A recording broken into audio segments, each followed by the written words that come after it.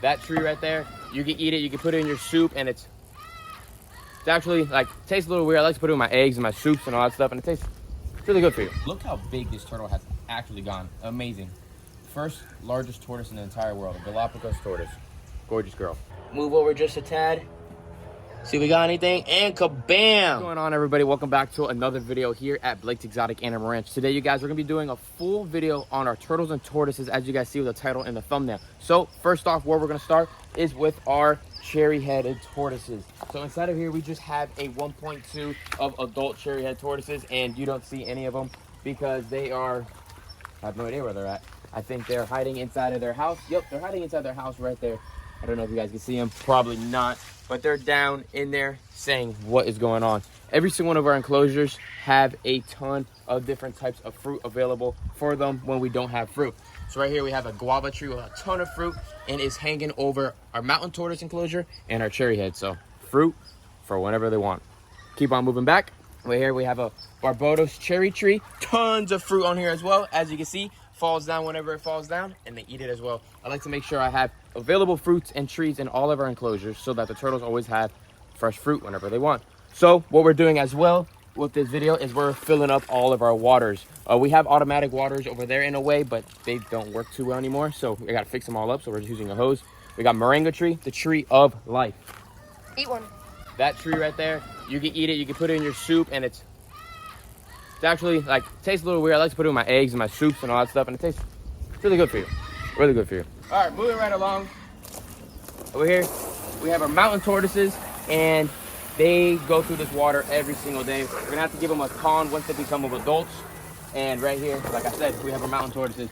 We have a young one there, another one there, and then we have a nice large female walking out right now.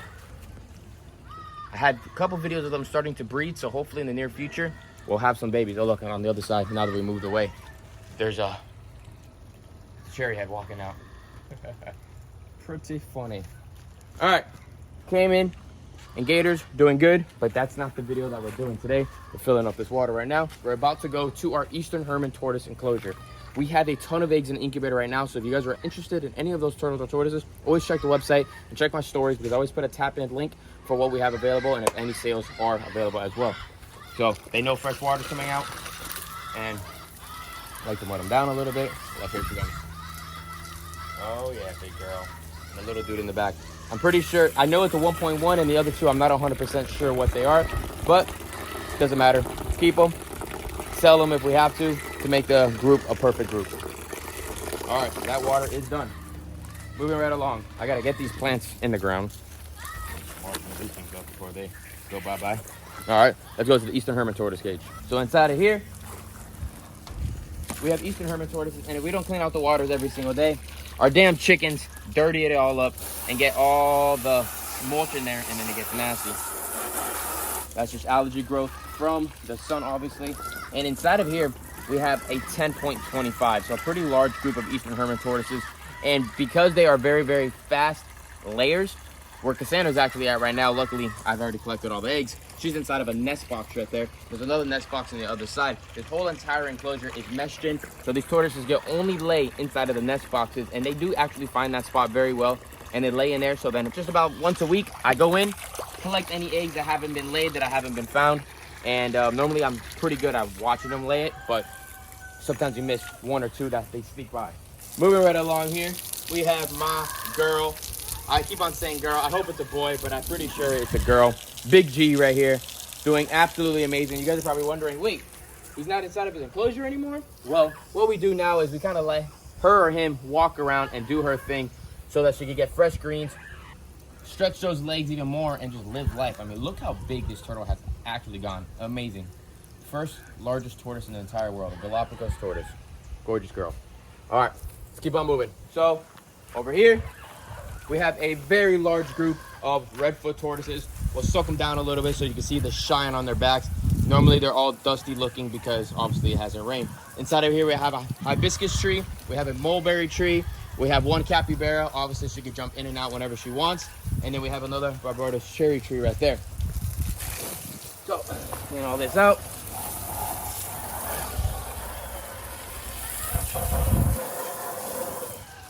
And inside of here, We have a 6.22, pretty large group of Redfoots as well. This is a 40 by 40 enclosure. You guys probably think it's not, but it is. And what we actually did, we were cleaning out the aviary the other day, and I put it on my story. This section right here, it looks like a crap pile, which pretty much is, but what it is, it's a debris pile. So what I do is, when I get a lot of cuttings back that are not too large, I like to throw them inside every enclosure every once in a while, because it's pretty much like a natural enrichment for them. So all of my trees are edible here. So if I get all the trees and cut them back and throw them in one enclosure, it's like a giant salad bar of nice, fresh greens for the tortoises. They like to hide in them, they like to hang out in them, and just do their thing. We also have a redfoot in the far distance over there, laying some eggs right now. I don't know if you guys can see that. A small little female.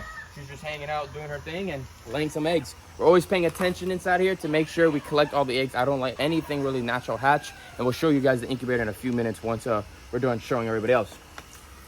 So, yeah, let me soak these guys a little more. I like to wet the ground up for them, you know, get the ground nice and damp. If you know, these guys are from like Colombia, parts of South America, and it's the rainforest there, so it rains often. That's why they do so great here in South Florida.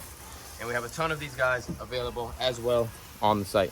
So inside of here, we have a real nice large group of yellowfoots. Unfortunately, I have not been able to produce really any myself. The babies that I do get that I have available come from a couple of good friends of breeders of mine that they really don't even know how they produce them either. They have their tortoises, and every once in a blue moon, they find babies in the ground. So they're really not even artificially hatching them like how I do most of my tortoises. So, I don't know. I might need bigger males. I don't know really what it is. It's a 2.8 inside of here, and they are not giving me any fertile eggs, which sucks. So we're not going to get into detail over here. Obviously, my cassowary is over here, but we have some more wood turtles and box turtles and stuff inside of there. But majority of all these things actually in the near future, we're going to talk about that later, are all going to be getting moved to another part of the property, because this is going to be 150 foot by 50 foot cassowary enclosure, and we'll talk about that in another video. So make sure you're always following along Blake's Exotic Animal Ranch on all socials to see the updates we have here at the ranch. Now entering into our lockdown shelter, predator-proof shelter, as predator-proof as we can from humans mostly, and from other animals.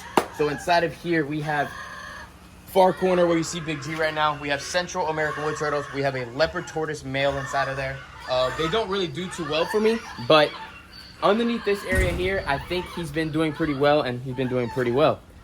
We have a radiated tortoise enclosure. These guys are my gems right here. I've been raising them up now for about 5 years, and I can show you the size of my hand real quick. This is a nice tortoise right here. Just about, I would say, 6 inches or so. An absolute stunner. Looking great, looking amazing. And we'll set her back down. Nice, perfect dome shell right there. You can't get any better like that. The more the humidity with these guys, the smoother they get. That's the key for these guys. And every single one of mine are absolutely perfect. You guys are probably wondering what that noise is. It's evening here on the ranch, and parrots talk a lot in the evening. Let's keep on moving. See, we have a lot of new plants that we're putting down for the tortoises, new mulch, cleaning everything up for the new year. And yeah, that's pretty much what we're doing. So Lincoln Star tortoises, future breeding group, pretty dope.